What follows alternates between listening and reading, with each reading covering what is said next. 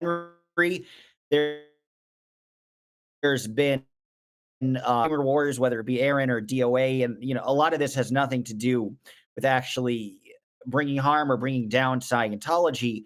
Henry actually is kind of quietly and assiduously. So we're going to talk about the death, I believe, of Stacy Moxon and what the actual reality of that death was. Of course, the ostensible, she was a Sea Org member, daughter of famed Scientology attorney Kendrick Moxon, who I've had the great pleasure of meeting. Very friendly guy, obviously being sarcastic. But she is his daughter, was his daughter, Squirrel, which even the talk of Squirrel is, maybe I'll ask Henry about that. But she was chasing a squirrel and found herself in a vault apparently and got electrocuted. And this was at, I forget what it's called, like the Blessing or something, or a different type of building. So I guess yeah, Henry, what have you been doing? And kind of, you want to take the story from there, and what got you interested in kind of uh, really kind of trying to FOIA or threaten actual lawsuits against people to get this info out? Yeah, so basically, the suit itself came out of a records request I did for the investigative files that the Riverside County Sheriff's Department responded to their big location known as Gold Base, right in the middle of San Jacinto and Hemet, which is, if you've ever driven by there, it's literally in the middle of Okay, so nowhere. this is all in gold face then. Yeah, it's where they have their giant RPF slave torture compound. Everybody that tries to leave that has some sort of ideology or ideation of wanting to escape and what they call as blow, they send them there to basically enslave them and make sure that they don't rat out. So that's where she was last known. Her whereabouts were that the official narrative, anyway, is that she was a groundskeeper, had worked as one for quite a bit, and while doing her routine groundskeeping tasks, was seeing herself in a tragic accident of sorts, falling on a live 7,200 volt electric wire, and that ultimately led to her untimely death. And the issue I have is many, but to give people some perspective, first of all, this is a real incident. Stacy is a real human. That did happen where she did die. And the police files on her death are real. And the response I got from the sheriff's department is that that there are no such files pertaining to her death, that basically this is some non-existent incident. But also we'll give you the names of the deputies that responded to the very same incident that you're talking about. And so that's the whole premise and full picture that people need to understand as to what happened with this lawsuit. And still to this day, what I believe to be very shady dealings with how that investigation, entire situation were handled. So Interesting. So yeah, it was, so she had some reason, I believe, to experience some sort of stress because she was married and got separated from her husband. Her husband remained in LA, and she put in a request simply to see her husband, simply to visit. She got that request denied. And there's a good story that Claire Headley had, and she talks about the Stacy situation. And Claire felt that had Stacy been in LA to see her husband, she would have remained there. I don't know if she would have blown from Scientology or would have been transferred. So there's a lot of reason to feel like a it was ruled a suicide, that it could very well be suicide over an accidental death. So what do you feel was, first off, what do you feel complete in this report? They ruled an accidental death. Was there an autopsy? Was their wound consistent with an accidental death? So yeah, what's in that initial police report that seems interesting to you? So there was an investigation, and they did rule it as an accidental death. Before even getting to the files, the problem I have is we're talking about a location that is very well known from countless direct firsthand experiences of testimony that people actually lived, grew up in for a very long time, also knew Stacy and had escaped, and all of them, these people do not know each other and have the same story, which is this is a torture compound, that we are forced to stay there. It is practically impossible to leave. When we do try to leave, we are against our will brought back and forced to undergo further torture to reconcile the fact that we try to exert our free will and leave the compound. And so that's the pretext to all of this. And so, regardless of whether this woman What actually, was specific torture? Did they talk about that or no? this is where the Just to RPF, sorry to interrupt, yeah, but this is where the RPF is held. oh, right, okay, this is where So we wow, okay, know so that from, yeah, so yeah, physical labor. right. And Stacy also from childhood was went into this. We also know from people that actually personally grew up with Stacy. what her life was like. One of those people that's still alive today is Laura Anderson. She has firsthand direct knowledge of Stacy's family, and she knows intimately what Stacy's life was like, and specifically at Gold Base, which is where the death occurred. And so all of that preponderance of evidence, regardless of what they said findings in the situation to be, she very well might have had strong ideations of wanting to take her life. That is irrelevant because you have to look at what led somebody to that point. As somebody that is a prosecutor, that is competent, that is what every murder case is based off of. What actually resulted in leading up to the incident itself, because the incident itself really is not all that incidental. It's what led up to it. And so based off everything I've read from the Headley's video interviews, from the book that the Headleys wrote, to testimony I've heard from Nora, to testimony I've heard from Laura, conversations I've had with them, it all leads me that there was many people, many factors leading up to this person inevitably losing their life as a direct result of their influence over her. And absolutely, in my belief, based on all this information, based on what I read on the police files handed over, there is probable cause enough for this to be heard by a jury rather than just be admonished under bureaucratic red tape. Let a jury hear it, and let's see what they say about all this evidence and what they have to say. That, frankly, is what a competent prosecutor and DA should be doing. And so that's my take on the whole situation. So what was in that initial police report? What was the explanation? And was there any suggestion of follow-up? Or So what they, were, I read it, you probably can't remember word for word, but in general, what was kind of went down? So they talk about who responded. They talk about getting a call, and they talk about the people that were interviewed at the base. The name of the person who actually made the initial call of service to the deputies is redacted. But they talk about a coroner's report being conducted on the body, and I can tell you from the witnesses that they obtained on the police report from the deputies who responded to the Scientologists, there's countless other examples that have shown that people who are in Scientology that are responsible for overseeing people like Stacy to make sure that they don't, leave, those people have a clear pattern and practice of being completely disingenuous, and the only way to really get at the bottom of what they're saying is to compel them on the witness stand, and you just rigorously go through and you cross-examine each and every one of them. Gene Lard is a great recent example of this, where actually at the Los Angeles Board of Neighborhood Commissioners, the guy that's the sitting president of that commission, he was actually a deputy DA at the time that Gene Lard sued Scientology for false imprisonment, and he won.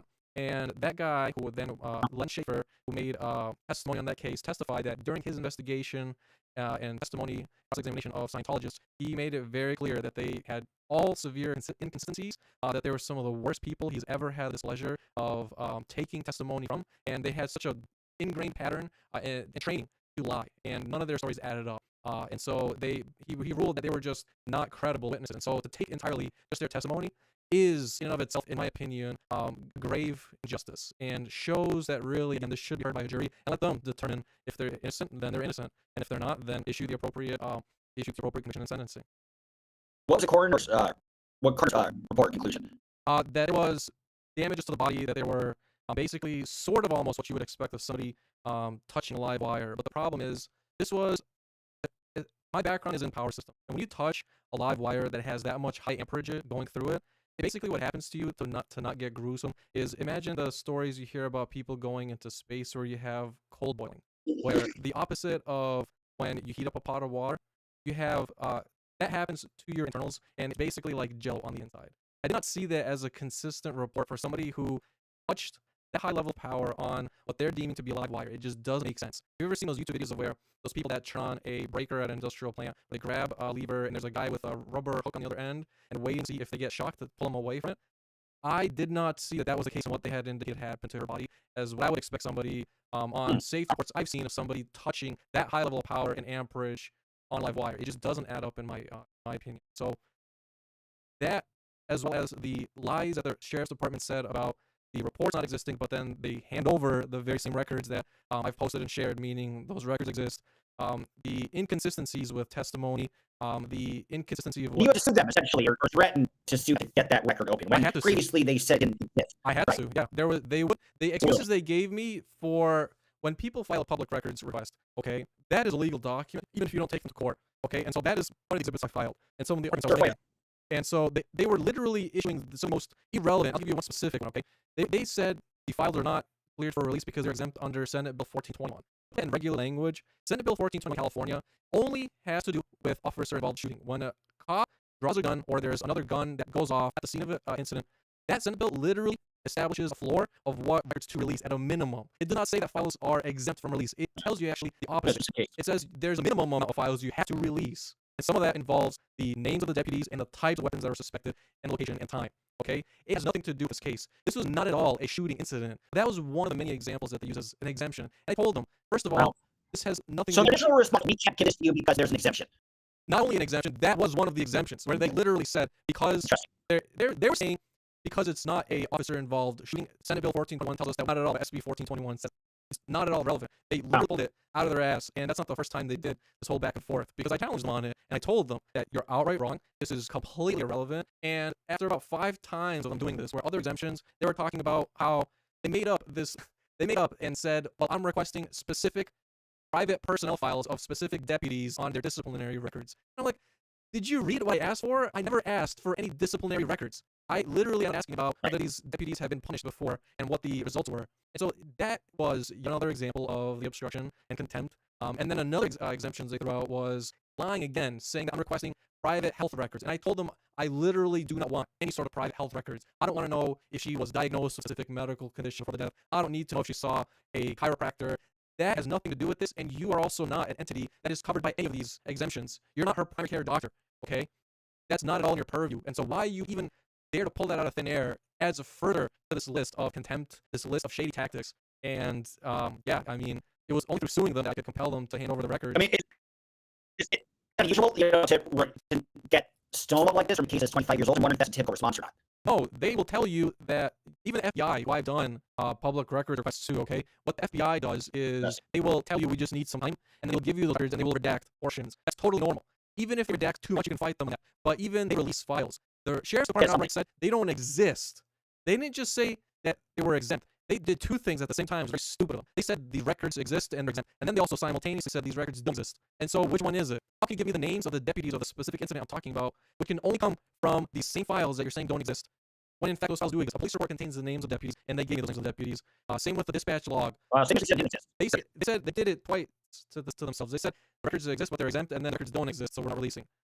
So it's, I mean, Interesting. you can't make this up, but they do this because always scare people out of getting records, because they're betting only that somebody will not prosecute and sue you. And the other thing they do is what they happened in this case, which is if an agency is really shady, they will actually change the name at the system of record they have that stores all the records. They will change the name under which that software system saves them as. So in Stacy's example, they misspelled her last name, okay, her legal government-issued last name. Right, it's hard for you to get because of the spelling. I mean, you didn't realize or somebody realized there's a method of spelling, it wouldn't have been accessible. And the thing is, I want to be clear on that language, because it wasn't a mess up. This is very well-known tactic that police agencies and other government agencies do this to screw with people. They will deliberately change the spelling of the name so that when anybody makes a request, they say, well, that name comes up as 0 results. And the fascinating thing is, these guys are morons, and I structured my request in this fashion to catch them in a sack. I asked them for the different parts to these files at different stages. So they gave me the name. Multiple parts. Right, they gave me the name of cops for that specific date, which tells me they know exactly who the hell I'm talking about. They know exactly the date. They know exactly the name of the person. And if there's even a remote possibility that, say, it was a genuine mistake, that they messed up her spelling of the name, they could rectify that and say, we're sorry, it seems like we made a genuine typo when we were searching our database for her name. But that's not what they did. They gave me the names of the deputies, and then immediately went into, oh shit, he caught us in a lie. Let's throw out exemption after exemption after lie to cover a previous lie, to cover our ass, because oh shit, he's caught us. And that was their fundamental flaw. That's where they royally fucked up. And so that ultimately led to the settlement where they agreed to hand over the files and made a sworn declaration.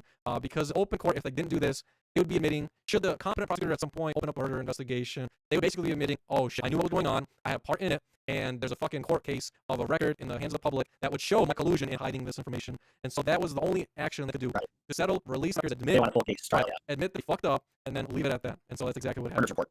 You say, the news to me is an interesting part too, that not only is it firmly believed that Stacy took her own life, now I'm getting the information, it doesn't seem like she took her own life by purposely placing herself into that electrical vault. That methodology could have been completely different. So first, just did the coroner at least say, did the coroner make a conclusion one way or the other as to whether the injuries in that vault, he confirmed that there are those type of injuries intentionally or accidental? Does the coroner say anything about that? And what else is in the police report that stood out that might point as a reason as to why they want it covered? So I can tell you, and on the files, I actually tell that I've worked on electrical vaults before. First of all, they're saying this vault in particular, the way it works is when you gotta understand this is a desert. And so all they have when they say a vault is the following.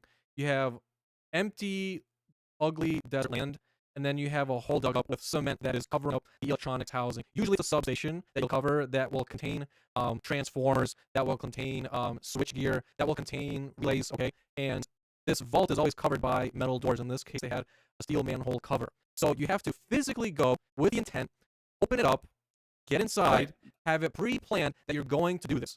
That it's so many steps involved that you got to realize at some point, first of all, the vast majority of the people, even the ones that have suicidal ideations, we know from countless psychological studies. In fact, a lot of people in your chat are also nurses that can talk to this too. And from studies we know over at the, what is it, the Bridge of California, where people regret jumping off of that survive afterwards. All of them, pretty much all survivors, all deeply regret and had no intent of doing it. And they would never do it again. In this case, it's so much more involved. Okay, and so what they're saying is she went to enter the vault, fell off a ladder, touched the live wire by the two electrical transformers, and that's how she died. Severely burned. It just does not add up to me. Based off witnesses of what, 3 or 4 people, the witness testimony? That's what I'm basing it off of. They talk about in the report, the contact. I think you froze. Now. They talked about how they contacted California, which is a utilities provider, conducted a safety check of the transformers, put a voltmeter to verify whether there was electrical current runoff onto the manhole cover, into the vault, right? Where you can imagine if something is energized, if you touch even the outer shell, it could possibly have been. So there was also a coroner in California, OSHA respondent, and all of these people that they did interview with. Those details, I mean, the problem I have again is that. So they tested out to see if it's physically possible, I presume, essentially. Yes. So what they did is basically have somebody put on an electrical shock prevention suit and head over to the vault where smoke is coming from, spray a extinguishing agent to make sure that if there's any runoff, and then that it would be safe to enter, and so on and so forth. I get that. I understand that. They asked about the maintenance of the vault itself, and they told them, the maintenance was recently done about 3 weeks ago, which is again bizarre because if there's maintenance done on a vault less than 3 weeks ago, first of all, that majority of electrical vaults, no fucking reason why every person have any reason to go in there. Stacy Moxon is not a trained control systems engineer that she could have a single fucking clue on what switchgear or relays, whatever the fuck else she's looking at. Why would a regular ass layperson be inside of a goddamn electrical vault? Makes no sense. Right. Okay? It absolutely makes no sense. So I understand what they're documenting, what they see. There is no work done. Well, they want bias confirmation, right? I mean, they're starting from the premise that it definitely happened. Right. And they didn't investigate if there was any. Even if they did something prosecutable, if they didn't ask enough questions to the right sources, could you look at disciplinary action or something like that? So the reason why, in my opinion, it didn't go forward is because anytime there's a victim, the prosecutors and the police always go to the family and ask the family, what do you want done? That's how it works. The way prosecution works is you look at if the victim is around, talk to the victim. If the victim is no longer with us, you talk to the victim's remaining surviving family and what they want to do. And the way prosecutions work is if you don't have a victim, you don't have a case. And if the family doesn't want to push charges or an investigation, then they say, well, there's not enough interest. So to hell with it. We'll just leave it as it is, and here's our report. So that's the very practical and actual reason for why that happens all the time. And in fact, this is exactly how it works with ZDT in this community, where you'd be surprised. First of all, not many victims actually come forward. That's a fact. Okay. And from public records I've seen, a lot of people do not come forward, especially with somebody like ZDT. And that's a problem because then, in the eyes of law enforcement, if you have no victim that comes forward with a report, then there is nothing to prosecute. And most importantly, if that victim doesn't push for added charges for a higher level of prosecution, then they say, well, even if there's clearly factors that show probable cause for them to be prosecuted on heavier charges, if the victims aren't pushing it, then we have no case. So therefore, we're not going to go down that route. And that's why I've been urging people who have been victims, if they actually want to do something about a scenario, you have to come together as a unified voice, put aside your politics, and realize that in order to affect change in the long term, you have to come and agree on a unifying point and hold accountable and bring to justice perpetrators and violators. Otherwise, you cannot simply expect for anybody else to do the work or the system to handle that work for you. It's just not how it works. And so for some people, that's a rude awakening, but that's just the cold, hard truth of how it is. Scary. I mean, that's the thing. It's I mean, you're the first person to show any interest with. I mean, a lot of other people have showed interest in Stacy Moxon's death, but you're one of the first people to do legal maneuvers to actually try to uncover some things. And I guess one question would be, I mean, I asked this before, but I asked a lot of questions. So Amy was curious in the chat about the autopsy report. You again mentioned the injuries, but they didn't say one way or the other if it was suicide or not suicide. And then the last question is, yes, you need usually a parent to advocate on behalf of the victim or something like that. But would there be an angle to this where you could investigate either Kendrick Moxon or somebody on the Gold's Base staff for either perhaps second degree murder, negligible homicide, or manslaughter? Those are all options, right? Those are 100% in the purview of prosecutors. You got to understand that that is And there's no limit, right? correct. There's no limit to murder. The degree to which is not Right, no time limit, right? right. That's not becoming to me or you to prosecute on the specific charges.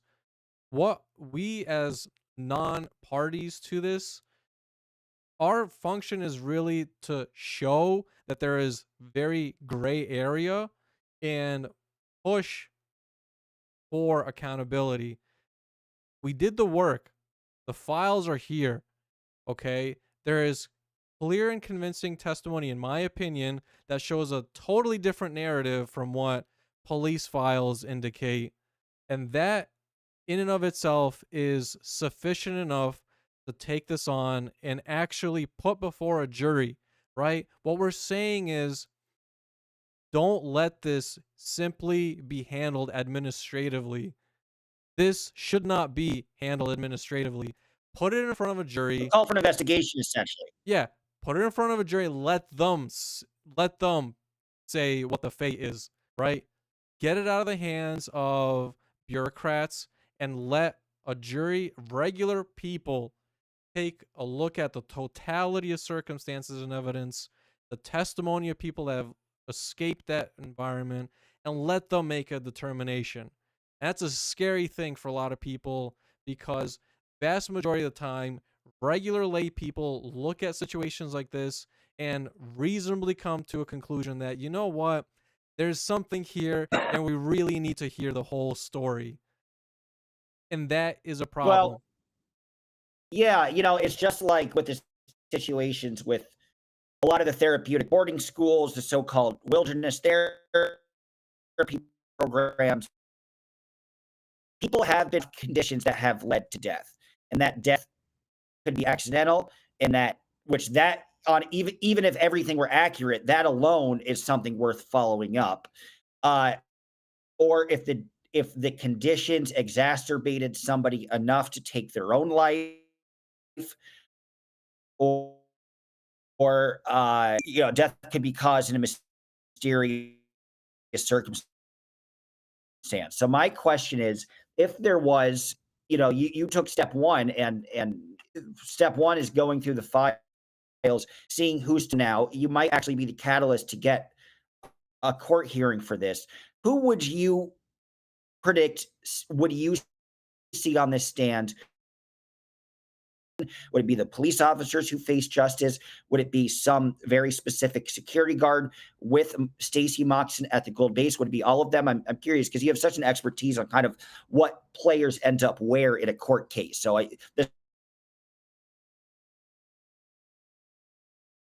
if it's not too soon to know that. I think situations like this are inherently complex. And the fact of the matter is, as to who has specific percentage of liability can only be significant grounds for probable cause based on the Right. conditions of that environment, what Stacy personally went through, and survivors to give rise enough to show that this really should be heard in a jury of our peers rather than be buried under administrative red tape. And so whoever actually led or influenced her to do those acts that Right? You day, subpoena people.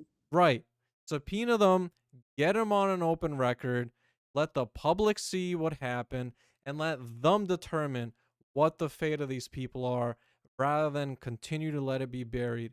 It is not a coincidence for a police agency to hide and go to the extents it did to bury a simple records request, a very simple one.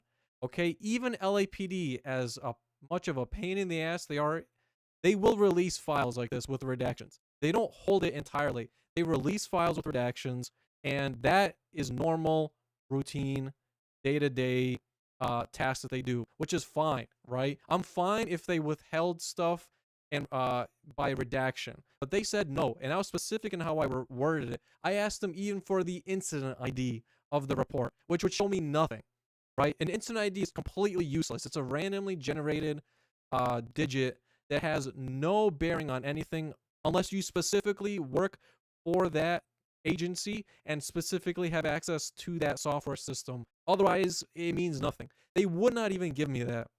And that's a common tactic to catch law enforcement agencies where if they're denying you something so trivial and they're not even, they could have blacked out the entire file and just gave me that incident ID, put everything else redacted, black it all out, and just give me that. But they wouldn't even give me that.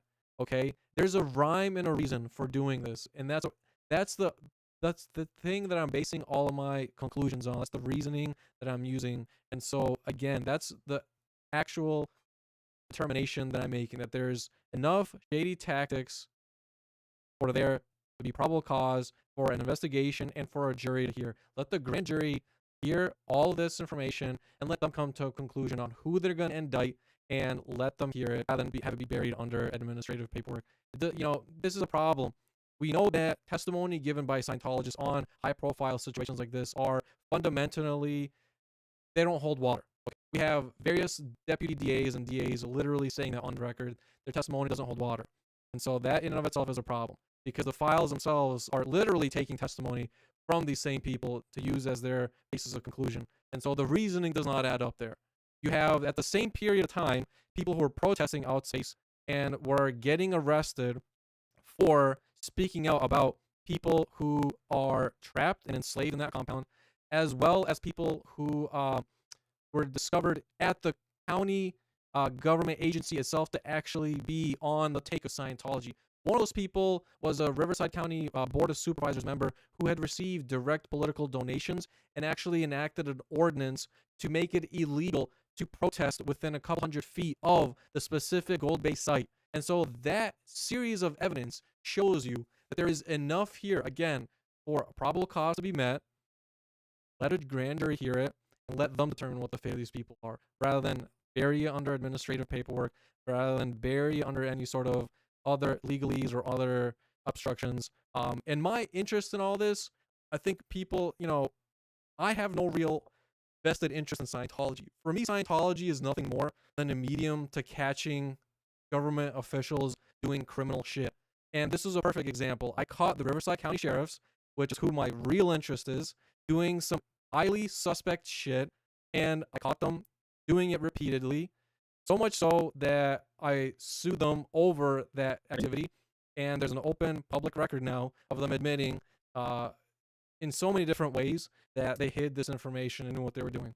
And so that's always been my main focus. Even when I was prosecuted in LA, I knew that I would be prosecuted, right? I knew that that is a very high probability of happening. I didn't really have a problem with that. The problem I had is this was something so stupid that any competent prosecutor would not take this on because it ties them now to the agency. It ties them to this criminal activity. And so that was my whole interest, to Well, link the current city attorney, right? Because we know from other previous years that Bass is a Scientologist and she's on the take. But the direct link you to think she's straight up, wait, hold on. You think she's a straight up Scientologist? you do not get invited to speak at those private commencement events unless you have a direct affiliation to, I guarantee you, she probably took at least one Scientology course. You don't get to speak at those events unless you do. And Wild. I no idea. Her answer was she had no idea who they were. Maybe she had a friend who had money who told her, like, "Hey, speak at my cool Scientology opening." And she's like, "Oh, okay." And didn't know anything about it. That Hashtag Caruso was right. Yeah, Caruso was right. Caruso's a moron, first of all, an absolute incompetent moron, and I'm Mejia sure. should win because Mejia is the only honest politician in all of LA. But besides that point, she did know because she had to have known because the only thing Bass deals in is land deals. And one of the biggest landowners in all of LA County is Scientology. They own so much goddamn property, it's ridiculous. And so she 100% knew who they were. And that is the Wow. point that I wanted to make with tying a prosecutor, the city attorney, to Scientology. And I think I shared it with you. I just haven't uploaded it to YouTube yet. But I actually recorded Heidi, the Los Angeles city attorney. I went to a public event. She didn't know what my face looked like, but she knew my case and she knew who I was. And so I went to the Sherman Oaks Homeowner Association and I interviewed her about my case. And I asked her very plainly, do you know about this Henry guy who is getting prosecuted over this case involving some planners? And that Audit LA has been talking about these planners and the netting that they've been putting up from the public sidewalk. And she outright said on that recording that she knew the case was at best going to go to diversion, that it had no merit, and she did it anyway as a favor. And so that is beautiful because you have an active case, which, first of all, she's not supposed to talk about active cases I with saw that. anybody with. Nobody, not the least of which the guy who is the defendant in the case and who has a lawyer representing him. And so we have that now on a record. And this is great because this is what you want to get as a government official. And so the outcome of all the donations that people gave me for that pain in the ass that I went through for almost a year is I got deep, deep, intimate knowledge of exactly how this we have Yeah. actually prosecuted this maliciously and vindictively. And because of the support from people like you guys, we did it at zero cost. I was able to get all my lawyer fees paid off for, which is fantastic. And that was the whole reason why I even showed up in the encampment. I knew that somebody who has no social media following like me, and much of my personality, I don't even really care much about the social media space. I needed to Well, do good a, folly, Joseph. a big enough risk to pretend and kind of look stupid for people to buy into enough drama to help support and finance. And then at the end of that, we have the show, the city attorney prosecuting people record on a recording admitting that she's doing it as a political favor. And that's a great win in my eyes. I mean, Well, so can I ask you? So I'd like to compare and contrast, if I may. And I want to get back to the Stacy Moxon thing as well. But oh, pardon me. He continued being confronted. Do you think they would have given you a much more minor version of the charge, or do you think this dude like made it 10,000 times? oh, I think you broke up. I don't know if you can hear me. Say that last part again. I think you broke up. Do you think No, now I can hear you. Yeah, can you hear me? Or is it still breaking up?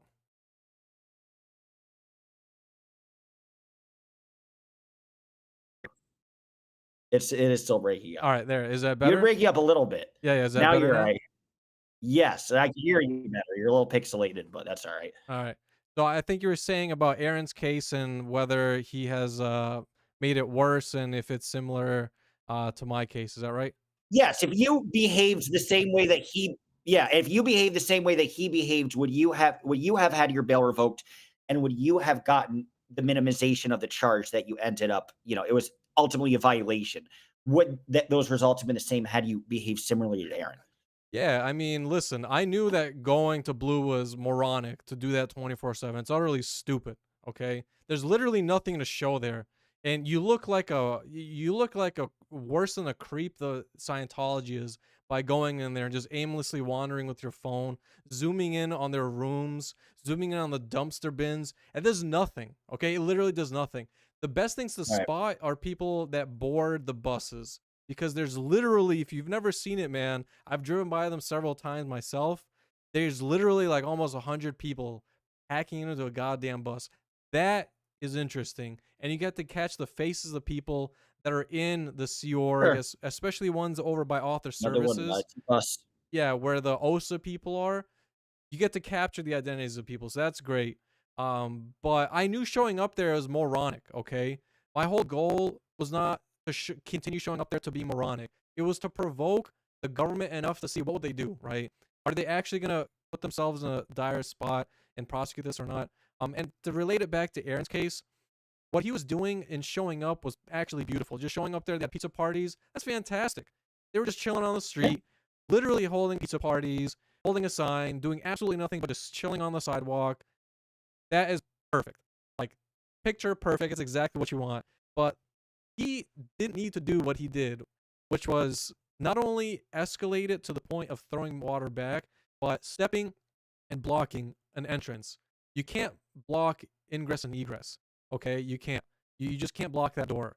And the fact that he has such an egotistical personality, you know, two things can be true at the same time. I truly believe that Aaron is 100% innocent. The charges are utterly stupid, and that he's just I being put agree. through the ringer. And at the same time, I also believe that he's an absolute egotistical moron that has no business in I mean, he's behaving. found Jesus. He's found Jesus now. Yeah, that he has no business in being as egotistical and egomaniacal as he is, and it never goes in his favor. And he continues to shoot himself in the foot, and it's utterly moronic. It's one thing to be moronic with a clear plan to catch government officials tied to something. It's another thing where I don't think Aaron is planning any of this. I think truly this is just his day to day, which is full ego mode, and that's all he ever has 24/7 operating in his mind. That's a problem because he's positioned himself not only as a public figure, but as somebody who specifically is there to help people leaving this environment. I have never put myself in that position. I care about what the government does and roasting the crap out of the government, holding them accountable. That's been my thing from day one.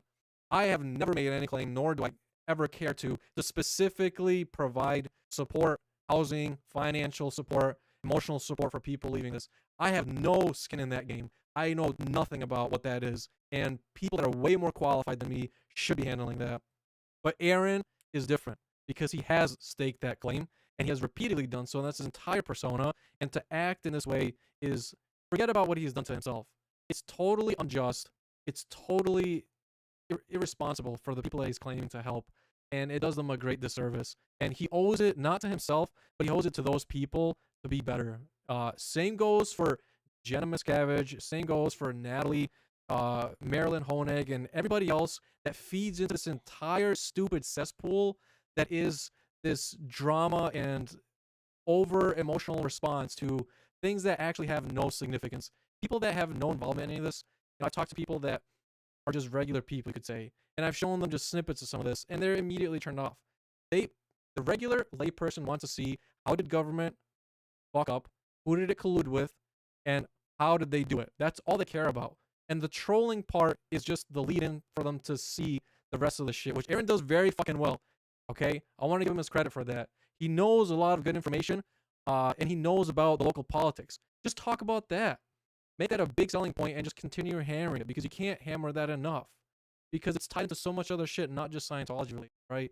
You have police accountability that needs to happen where there's no civilian review boards, all sorts of shit. And so none of this stuff helps. It only hurts. And for Aaron's sake, if you want something higher than him to look at, realize that he's doing this as a major disservice, a major insult to the people who want to help. And so along of all their social circles, it's not just him. It's totally unfair to put it entirely on him. They all have a direct and critical part in this. And it's just childish, moronic, and they can do better. I mean, they know what they're doing, and I mean, grow up. Like, seriously.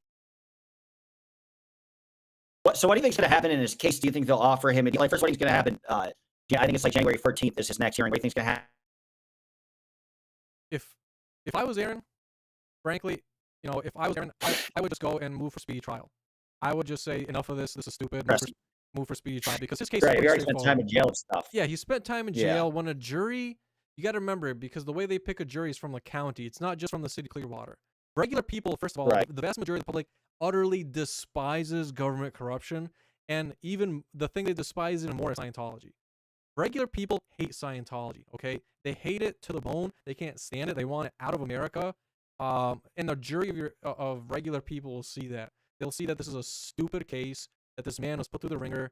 Regardless of what you think about his ego, it doesn't matter. The charges are totally stupid. And so let him be free. Let him continue to support his family and get back to, spending quality fatherly time with his children and move on with his life. That's what I think would be the best approach for him. Just move for a speedy trial, get it over with. I mean, Bob Minton got into similar bullshit before, where he swatted his hand at a guy while he was on the phone who happened to be a Scientologist who was badgering him. Ultimately got charged for it, and he did the same thing, move for a speedy trial. Within 5 minutes of the jury deliberating, they came to a not guilty verdict, and that was it. So, I mean, same thing for Aaron's case. This is not what people, it doesn't work how people think it does. Or this case is not going to set some sort of precedent or have some constitutional, ripple of where First Amendment and all these other, it doesn't work that way. Okay? So it just doesn't. All that happened to Aaron is that the tale as old as time. A corrupt prosecutor put him through the ringer and wanted to see if he would quit and self-implode. And that's all it is. It's really nothing more than that. What do you think he's gonna have a DOA? The problem with both of these guys is that they have such an ego on them. They have such an ego, and their ego is their number one enemy. And the problem is kind of twofold. LA, first and foremost, LA is so bombarded with cases. On average, at just the misdemeanor and felony state charges, each of those judges see about 700 cases a year, minimum. Okay? Each of those judges individually see a minimum of about 700 cases. They don't care about hearing some of the deeper ins and outs that otherwise in other smaller cities maybe you could have gotten some sort of sympathy for. And so that is working very heavily against them. The other thing working very heavily against them is ego.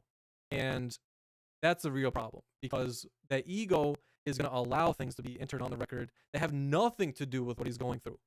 And my problem with it is, from my lens at government accountability, when you look at what the prosecutor is prosecuting with, why for the love of God, are we not seeing those same charges on ZDT? Why are we not seeing felony charges, despite myself, the Miner's family, Mindy, Nora, Laura, Liz Gale, Liz Ferris, Aaron and his family and his children, Natalie, and countless other people that have been victimized by this guy, clearly not on video. Why is he not being charged with felonies? This guy distributed CSAM. For those of you that don't know what that acronym is, go ahead and look it up. He had a Discord server where him and his co-conspirators were literally distributing CSAM. Okay? That Discord server has not made it to pleadings. He was distributing CSAM. That in and of itself. Let's not even take into account the repeat violations of multiple restraining orders. Okay? That in itself should have landed him at least one count of felony charge. And it hasn't. And so that's my problem with this entire thing, of where we have a guy who has a big ego, and frankly does deserve some sort of judicial. Yeah, what does he say, by the way? It's childhood sexual abuse material. Okay, never mind. So you just answered the list. Yeah.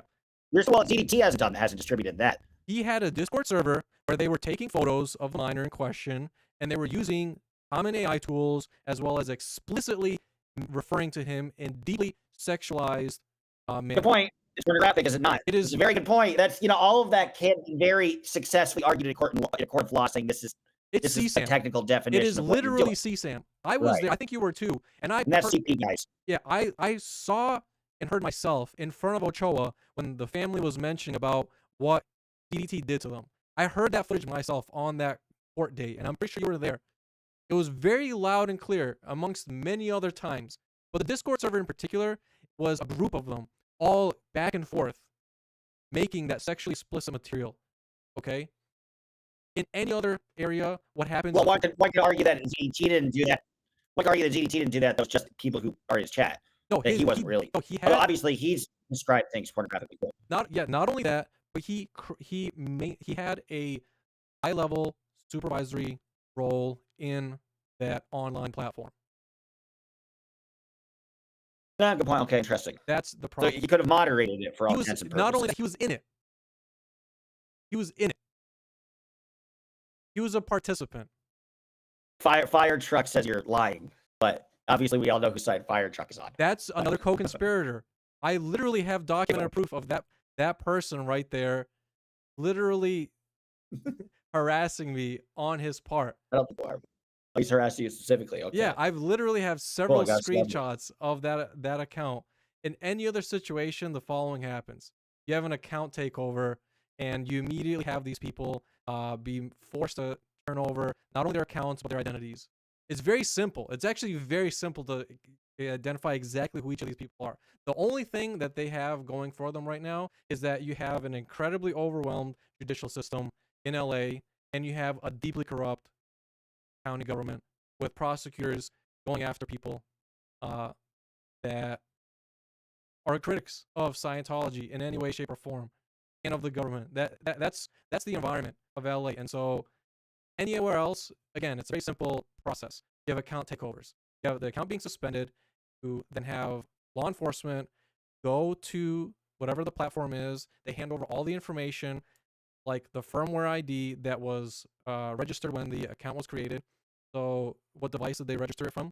The network information that they used to register that account with, what names, what other Wow, possible aliases you have lot of that this cross person have reference. used. You cross and compare what the firmware ID is and these other metadata. It's very easy to find these people, okay, in a lawful manner. You don't need to do whatever shady detective work people think you need to do. It's very easy and simple. It happens all the time, frankly. It's how people that SWAT these major streamers like Kai Cenat or I Show Speed, all the times that they've been swatted, that's exactly how agencies like the FBI catch the people that commit bombings. It's very simple and routine. It's not anything special. Like, it's not magic either. Um, so yeah, that's my take on it. Interesting. Yeah. So there's a lot more, right? There's a lot more under the surface. Here's a question. How is ZT legally able to hide out in this medical facility? Do you think he's actually in a medical facility, and how long can he essentially stay there? And if he gets out, are like the police waiting outside the door once they have a date, or can he like go softly into the night? No, they're gonna wait for him to turn himself in. I mean, that's what's gonna happen. Lord, really? Yeah, they're gonna wait That's a for shame. yeah, they're gonna wait for him to turn himself in. This is a misdemeanor. In LA, he's likely gonna be offered some sort of Still a misdemeanor. he's likely gonna be offered some sort of mental health diversion program. It's likely what can happen. He might get maybe a year in jail. Um, Okay. Well, that's not nothing. it's not that it's not nothing, yeah, but what it'll document is that basically the narrative will be derailed from the fact that there is a person who has for years done this to others, intimidated them into silence, and has no sort of co-conspirators that are involved with his activities, which is so blatantly easy to see that's just not the case. And again, I want to reiterate, it's really not magic. It's so easy to catch these, and it's routine. Anywhere else, where anybody else, it's so easy. Um, so that's my take. That's what I believe. Toyota Stru is asking Dodge, ask Henry why would Scott defend DDT. Has DOA ever defended DDT? I I don't have know no if he idea. has, but I have no idea. If he has, they're more plugged in than I am. yeah, if he has, honestly, that'd be very, which again, Right. it's a possibility given how egotistic. Right. Who like who are the like? Does ZDT have some of these hardcore fans? Do you think? Do you think? Oh yeah, that's what I want to ask you. The theory that ZDT is actually secretly working for Scientology. Do you feel that way? And if so, why? Why do you feel that would be the case?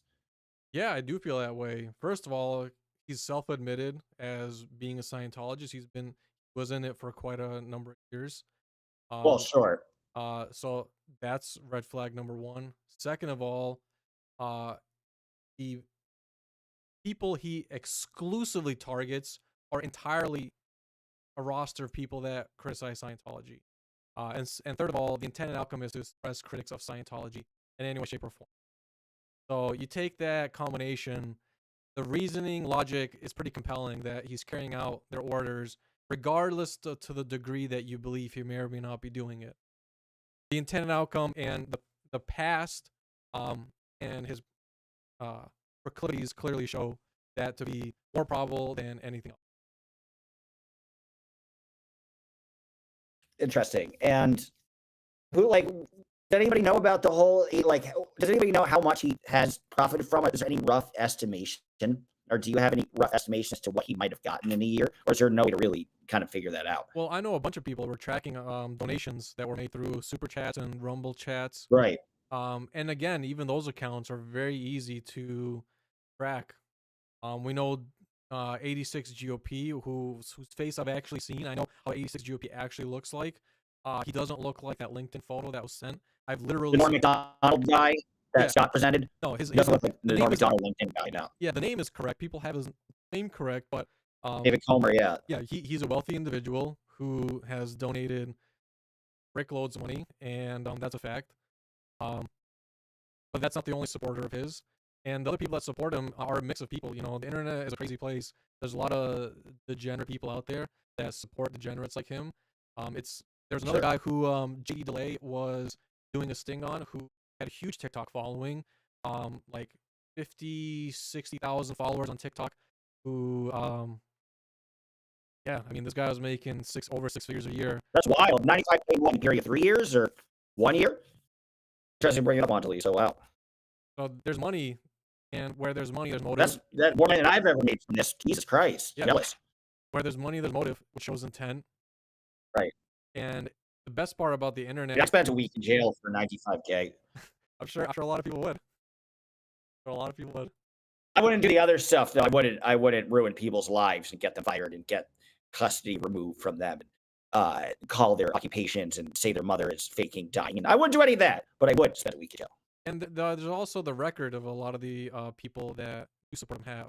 One guy in particular that was over at Kaiser back in November last year with the miner and Scott. They were by the sidewalk, and Sheep Show was there. And I actually have that clip. I have it posted on my channel. He was saying the most sexually explicit things about a child on video in the name of Right. Tony. And so, again, we're talking about a clear organization of people that specifically are targeting a child. And the only thing linking that child to them is the fact that that child criticized Scientology or documented their activities. That's it. That's sufficient. That's quite literally how probable cause grounds work. Yeah. Right. So, You can try to defend him and say it's free speech, but not with a person under no, 18. Not, and it doesn't matter that he turns 18 in this duration. All of it happened when he was under 18. correct. So I don't know anything about this. Toyota Stru,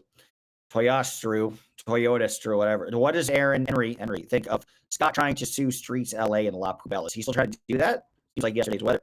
You mean the lawsuit they won against her name? Francoise. Yeah, is that what they mean? Great Francoise. Coster, sure. If they mean what happened in that case, Streets' lawyer won against Francois. So they won Right. Dorothy won an anti-slap. The money was never Right, recovered though. right. Not fees. Yeah, No. the money was never recovered because it turned out Francois is deeply in debt. And so Dorothy stopped trying to collect. But yeah, I don't know if that's what they're talking about. Francois Coster just has shitloads of line of credit that she's taken out in debt, has over-leveraged herself. Interesting. And yeah, that's Dorothy pretty did that, much by the way, for free. right. And she knew she wasn't going to get the cash back. Absolutely, probably, Absolutely. She's Right. a killer lawyer.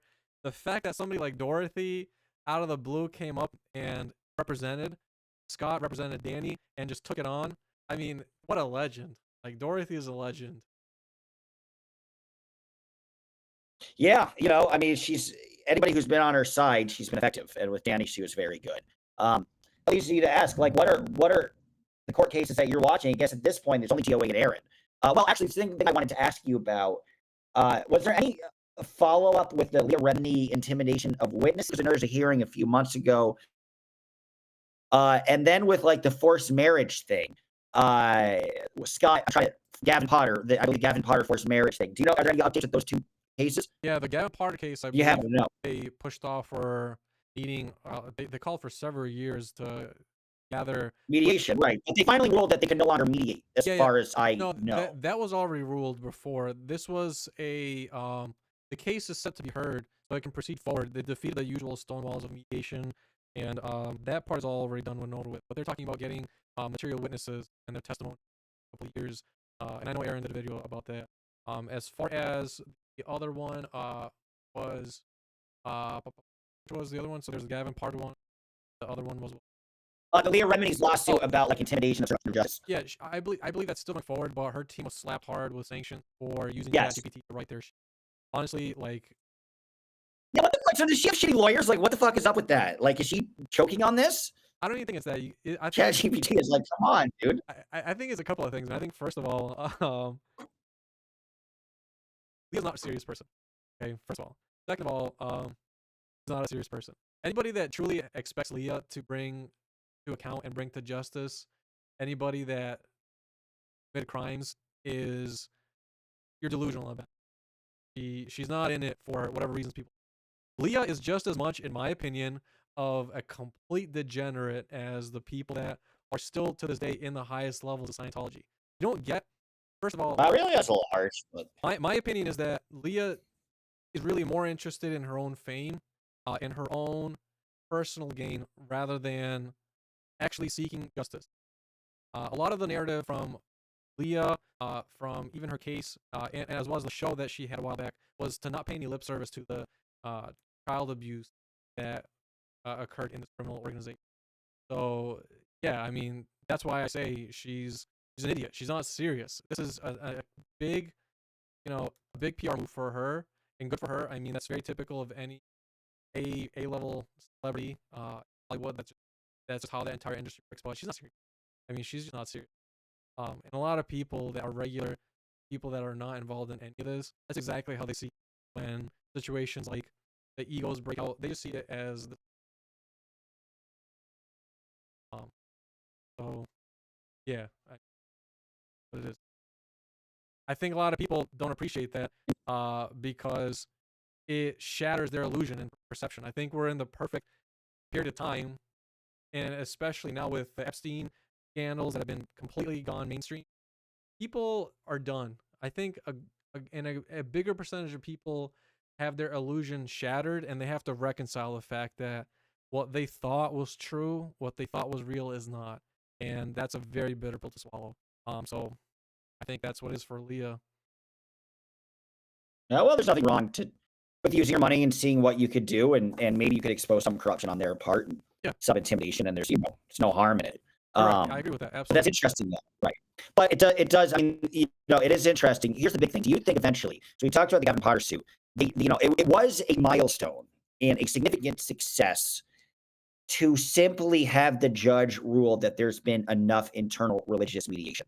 So for the judge to simply give the green light is a big deal. I don't know if you know or not, but well, first, yeah, do you know is that the next hearing? I don't think is for another year or perhaps 2 years. But do you think this could be something similar in terms of discovery or revelations once a trial really starts happening?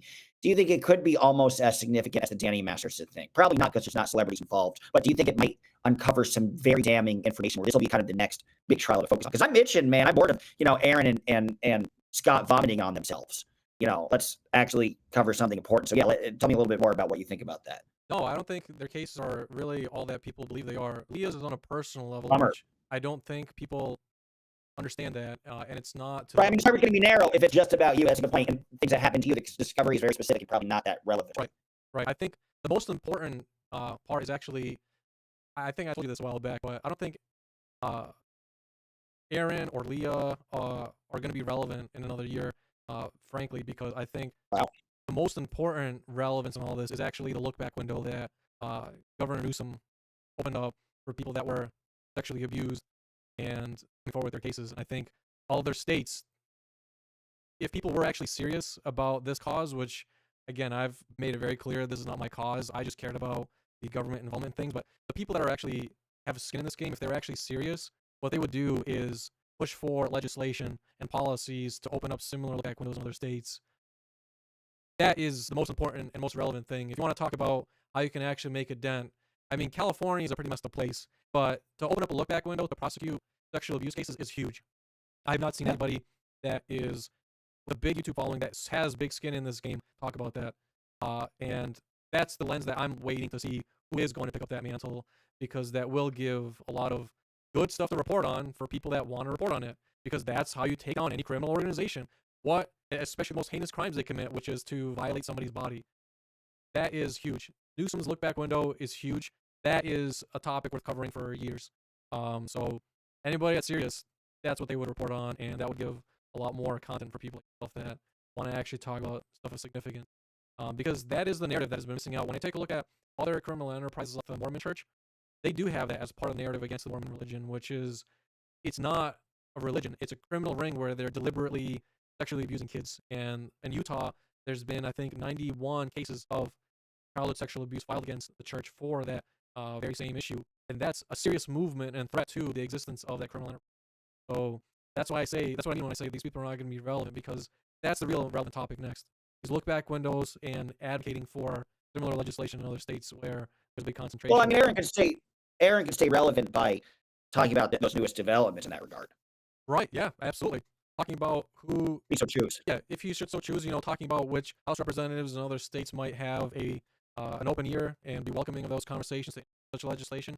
That'd be great. People eat that up. I'm sure, especially for as many people as he knows within local government, I'm sure that would be something that they would love to talk to him about.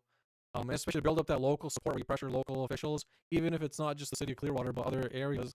Um, Clearwater is not the only city within the state of Florida. There's many other cities, and so to pressure those other local officials to push other state assembly people to introduce such legislation would be great. So that's the next frontier I see. In California, again, with its California has great laws. It lacks enforcement because of corruption, but the laws are pretty good, and the look back window is pretty extraordinary. Yeah, if they're serious, I hope they cover it. Yeah, we'll see. I mean, the other thing I want to ask you about, what do you think the numbers are sort of diminishing for everybody talking against Scientology? Was Danny Masterson the big anchor for that until things kind of continue? Will you see kind of do you think there's a real diminishing of numbers? Also, want to shout out Brown T for saying hi, kicking it with her. She had very sweet comments, so hello to her. But yeah, so do you think yeah, I mean, do you think that numbers are falling apart and diminishing? And will another trial reignite that, or do you think it's like on a decline? Well, that's just it. If awareness is the lowest tier, right, where you make people aware of an issue, if you are actually serious about a cause, you have to figure out how to work in a larger collective to make long-lasting institutional change, which is the boring, non-sexy part. That's the stuff that involves heavy, heavy lobbying for policies and laws, which involves organizing with local community organizations that do this type of push for state laws, which involves going to make public comment, which involves writing letters to officials. Um, that's the type of stuff that is not so sexy, and most people just rely on the internet buzz. And I think what people like Will do particularly well, and probably the only thing I really think he does quite extraordinarily well, and the only thing he lays claim to doing well, is building a pathway for people that want to use that initial awareness and troll-like content to, if they actually care enough and are serious about it, make some sort of better organized environment to do whatever long-lasting. A perfect example of that is the Brown Act in California. The House Assembly member, Ralph Brown, who made that act, was decades ago. He did a bunch of other stuff, but really, the Brown Act still lives on to this day. And the Brown Act to have in other states would be fantastic, because it mandates that every local public hearing has to take public comment. And that is a great way to start having in other cities where people are in, to have people come forward and make a public comment about how they've been victimized and how um, government officials are tied to this entire criminal ring. That's a very, it might seem boring, but that's stuff that actually makes a difference. And sometimes it might take a good personality to figure out how to make that content sexy. But yeah, that's the next step with anything. That's the next step with any cause that people actually care about. And for most people, they are not willing for or able to for a wide variety of reasons. So that's always the hardest part. What yeah, shout out to Kenny, by the way. I want to shout out to him. What are some actionable steps that one could take with the whole Stacy Moxon situation? I guess you're working on some of that now. Like, what can they post about? Can they post the files? Do you want to publicly release them? What's that next step? Yeah, so I posted the links to the files on all over my social media. I've tagged different people. I've actually Well, written to prosecutors, and I've gotten replies back. And I've urged them, I've done my part. We need to investigate and open up a case on this. Other people like Laura and Nora, I think, need to also go and file a formal complaint and to prosecutors and come forward with any other information. Similarly, the Headleys, they need to go and talk to prosecutors, not cops. Okay, because cops, they can do whatever enforcement work afterwards, but prosecutors are ultimately the ones that file charges. So go talk to the DA, go talk to the U.S. attorney, put up their contact information, and share with them anything you have. And if they want to talk to the FBI, frankly, I don't think the FBI field office in LA is any good. Go to another field office yeah. away from LA, and they will talk to you. And I know that because I've talked to them. And so that's an actual act that people, and especially those people amongst others that firsthand. I'm curious. Do you think the protesters that are doing it right that should be followed while we're here? Like I would suggest LA or Down Under, Scientology Down Under, or Miriam from Denmark. I can't believe I'm blanking on the name. It has an alien icon. Yeah, so I don't know. Any protesters that you look up to or follow that are not DOA and Aaron necessarily? Yeah, I honestly, I've just followed Audit LA. I think Audit is the gold standard Oh, yeah. And if just repeat what audit does, like it's literally the simplest thing I could give. Just if you actually care and if this cause is something that interests you, do that. Just copy what audit does in your local area. And audit, Kansas City Scientology audit, too, by the way, just to throw another one out there, kind of protest intelligently. Kansas City Scientology audit. yeah, anytime, it's the same basic tactics, right? You go to public hearings, state your piece. Then the other parts of it are people that do some of the more boring stuff like file for public records. Then other people, again, need to organize to make it a bigger movement and advocate for very specific laws and policies. And all that takes quite a bit of effort, organization. And so if people were actually serious and they wanted to learn how to do that, Audit LA and some of the other people that I don't know them. I know Audit LA in particular does a fantastic job of showing you how to, and so it's just replicating that in mass. Cool. Speaking of A Voice Down Under, which you should all subscribe, I just mentioned her out in Perth, working on rolling out the inquiry of all states under here. How many states does Australia have? Like 6?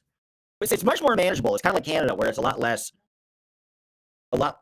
divided states. But yeah, so that's good. So she's working on that down. I mean, that's the thing. You have to look at Canada and Australia, I think, as well as other places that have had significant bases, as well as Mexico. But yeah, here's a fun one. Do you think Scientology will ever be taken down formally? Do you think 5 years down the road, do you think we'll ever see David Miscavige be arrested? Or is that just wishful thinking? If you can hear me. Yeah, I can hear you. I think Maybe you cannot hear me. No, I can hear you. Honestly, at least from the American side, more and more people, especially when you take a look at Gen Z, they don't give a shit about religion. In fact, they deeply despise how criminal that religious institutions are. I think overall, religion in America, in particular, is having a whole day of reckoning on how it'll look like. And I think we're living in a period that it's possible that we could see laws and policy really smacking around the institutions of religion and either limiting them on what sort of investments and avenues they can put money into, and limiting the people that can hold offices that have ties to religious institutions. And so that is very real. And I think it's really funny. As somebody that wasn't born in the States, I have a perspective that people who are not insiders to the U.S., which is that a lot of people, especially in developed countries in Europe, do not care much for religion. They, in fact, see it as one of the common biggest contributors to corruption and criminal dealings, and therefore ban it. Germany is a great fucking example. Germany's a really good fucking example. They do not care for it. And, in fact, they ban anybody that has any involvement with Scientology from ever holding any sort of government official position. And they do a thorough check to make sure that you don't fucking have any of it. And so that's a great thing. I think America is having that day of reckoning right now. And I think for overall religious and the shit. And that's a great place to be. And it's just building up, just like we had the civil rights movements.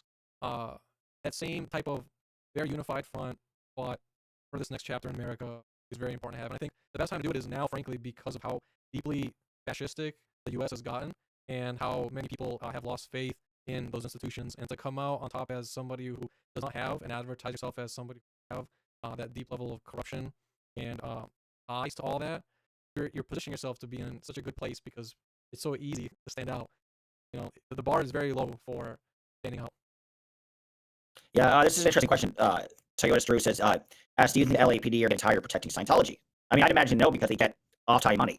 No, so if you get money, you they don't get tired. They are, yeah. Wow. I mean, I've literally What would you say gotten, I've gotten told repeatedly at City Hall, okay?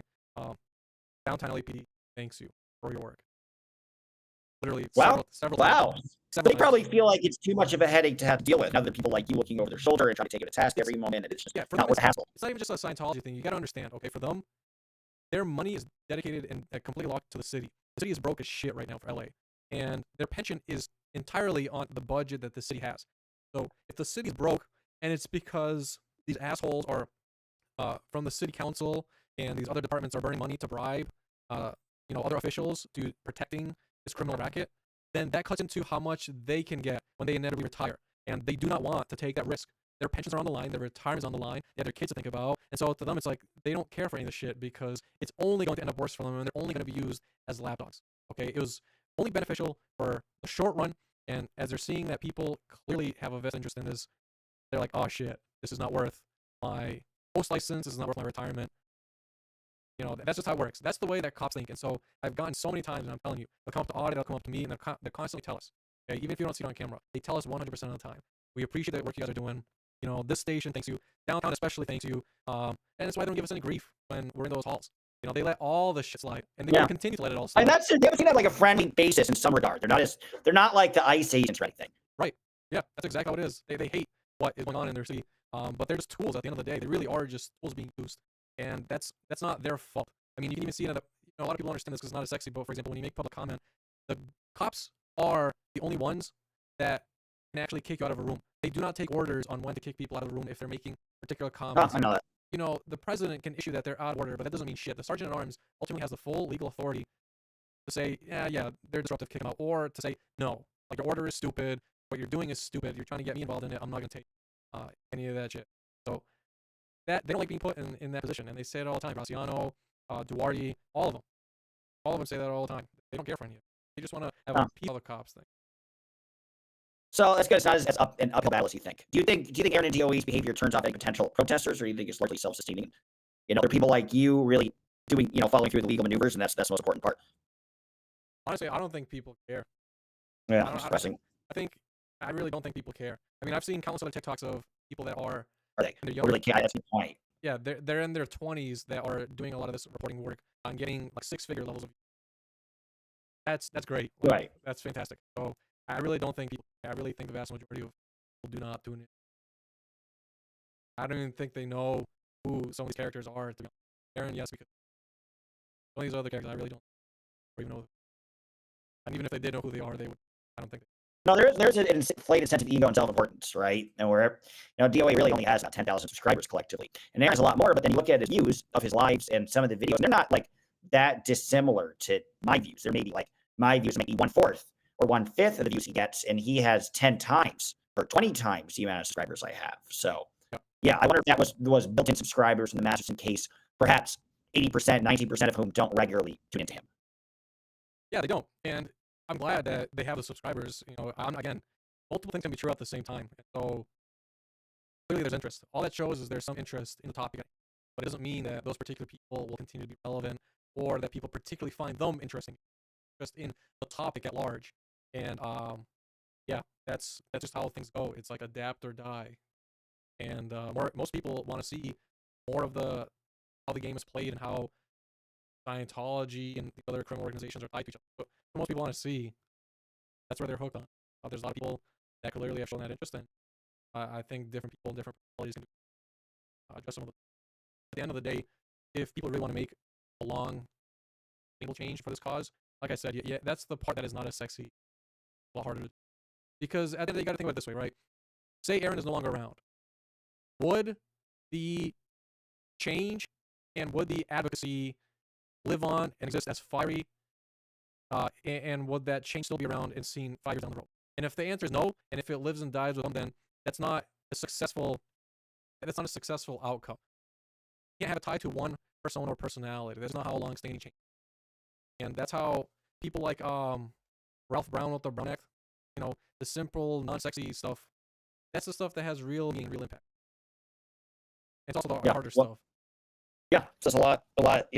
It's like step-by-step, slow process, and that's the only way you do it. It's not sensational. It's not, it's not going to come all at once. It's about consistency. And I admire you, man, because you've actually done behind-the-scenes shit that isn't really about the glory or the clicks, that really exposed some information that could actually be followed through with, and that could result in dismissals of officers or arrests or a lot of other things, or lawsuits quite easily.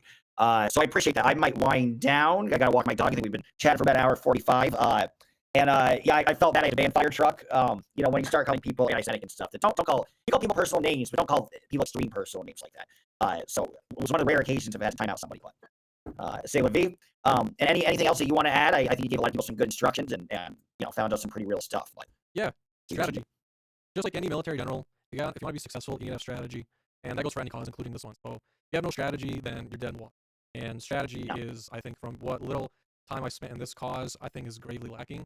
And I hope the people that actually care enough to continue forward get serious thought, because it's given me a lot of insight in other causes that I do personally care about that I will be taking on in the future on how to make sure I do it the right way with proper strategy to make sure that there's a long-term sustainable change even after I'm way long strategy. Well, hopefully, I know you've been thinking out loud about becoming a lawyer, so I hope you do that. Yeah, people think it's not real. Yeah, you can actually right now if you go. Really? Oh, I can tell you it's real. Yeah, anybody can believe you can literally talk to LSEC and they'll see that. Dude, you crashed with me for a few nights at some law schools, so you know when you're to visit a bunch of law schools, I can vouch for that. People are wild, man. Wild shit.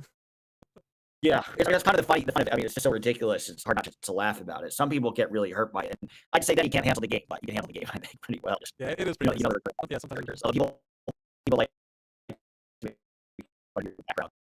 Yep.